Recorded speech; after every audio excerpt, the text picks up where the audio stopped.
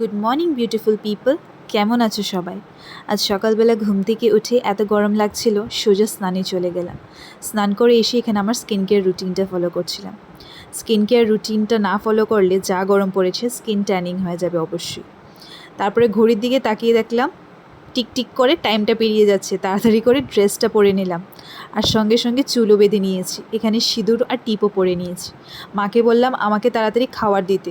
মা আজকে তেইরি রান্না করেছিল। তোমরা যদি তেইরির রেসিপি জানতে চাও অবশ্যই জানাবে, খেতে খুব সুস্বাদু হয়, ডিম দিয়ে করে এটা।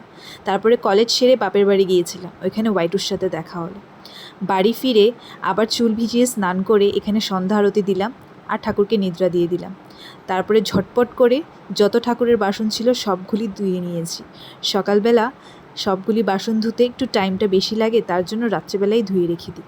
সবগুলি বাসন টাসন ধুয়ে সুন্দর মতো ছড়িয়ে দিয়েছি, যাতে তাড়াতাড়ি শুকিয়ে যায়। তারপর এখানে আমি আমার খাওয়ার নিয়ে বসেছি আমার নন্দাইয়ের মেয়ের সাথে। ওর সাথে কথা বলতে বলতে আমি খাবারটা খেয়ে নিলাম। ও খুবই কিউট আর খুবই দুষ্টু, আমার সাথে গল্প করছিল বসে বসে। টাটা।